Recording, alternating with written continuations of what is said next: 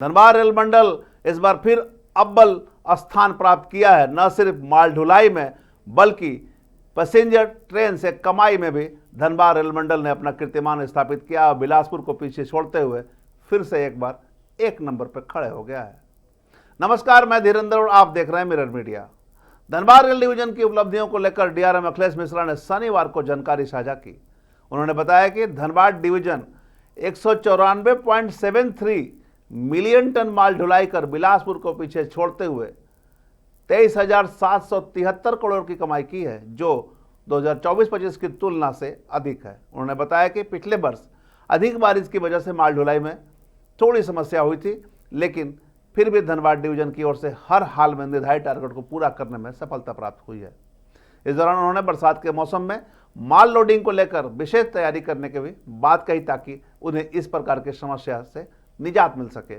साथ ही उन्होंने बताया कि यात्री ट्रेनों से कमाई के मामले में 530 करोड़ के आसपास हुई है, जो कि पिछले साल के मुकाबले 8% अधिक है, जबकि बिना टिकट यात्रा करने वाले यात्रियों से 22 करोड़ के आसपास जुर्माना वसूले गए हैं, जो कि पिछले साल के मुकाबले 20% अधिक है।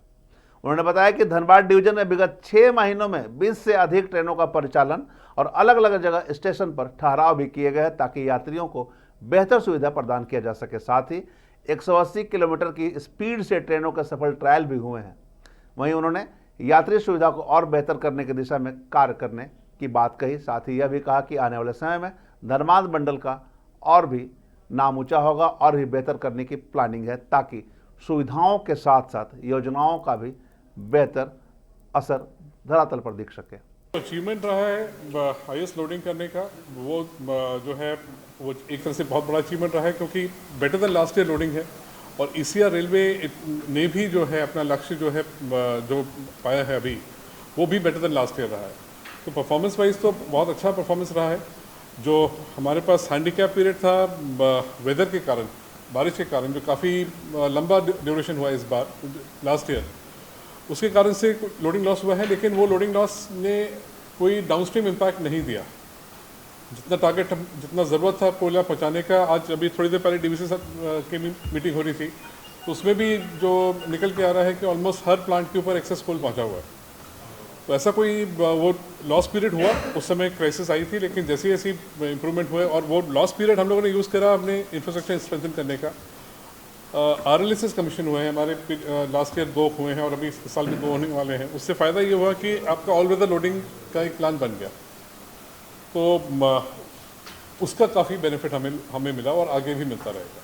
हमारा जो फाइनल फ्रेट लोडिंग फिगर आया लास्ट फाइनेंशियल ईयर में, वो 194.73 मिलियन टन्स आया। तो ये जो फिगर है, ये हमारे लास्ट ईयर के लोडिंग से करीब 0.8 मिलियन टन ज़्यादा हुआ है। लास्ट 24-25 का जो लोडिंग हुआ है 25-26 में 0.8 million ton over the last best, वो भी हाईएस्ट फिगर था, उससे भी बेटर हुआ है, in spite of a loading loss of almost 4 to 5 months जहाँ पर बारिश हुई। हमारा जो फ्रेट अर्निंग रहा है, this is only freight earning, it is 23,773.24 crore, 23,774, और रफली अबाउट 530 करोड़ जो है वो पैसेंजर अर्निंग है। ये लास्ट ईयर कितना था अर्निंग? लास्ट ईयर हमारा जो पैसेंजर अर्निंग था 491.17 था crore. Earning is not loading highest है, earning may not be the highest. Earning fluctuate करता है दूसरे कारणों से, बट लोडिंग हाईएस्ट है। लोडिंग के दृष्टिकोण से जो जोन के हिसाब से कितना रैंक है? जोन के हिसाब से I think we are number 4th है। धनबाद डिवीजन नंबर 1 है, बट ईसीआर 4th है। सर, जो नई ट्रेनें की शुरुआत हुई थी, उससे भी लोगों की धनबाद डिवीजन को क्या बेनिफिट? नहीं, वो आपको अलग से देना पड़ेगा, बिकॉज मैंने आपको बोला कि जो पैसेंजर अर्निंग दी है उसमें तो ग्रॉस आ गया है, बट वो ट्रेन वाइज अगर मांगेंगे तो निकालना पड़ेगा, मिल जाएगा, वो भी डेटा मिल जाता है। 40 लाख पर ट्रिप है। 40 लाख पर ट्रिप अर्निंग है। सबसे बड़ा जो है सिक्योरिटी इंप्रूवमेंट है, उसके कारण से इनफैक्ट ईसीआर को सिक्योरिटी शील्ड भी मिली है रेल मंत्री लेवल पर भी।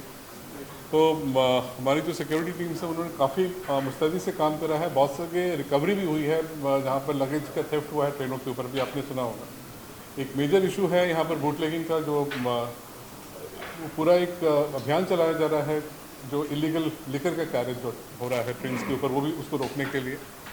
तो सिक्योरिटी काफ़ी वहाँ पर इम्प्रूव करी। पैसेंजर की जो सेफ्टी अगेंस्ट इंजरीज, उसके लिए प्लेटफॉर्म्स का इम्प्रूवमेंट हो रहा है। और अभी जैसे हमारे पास धनबाद मंडल के अंदर ही 15 स्टेशन ऐसे हैं जो कि दिव्यांगजन फ्रेंडली कंप्लायंस के लिए काम हो रहा है।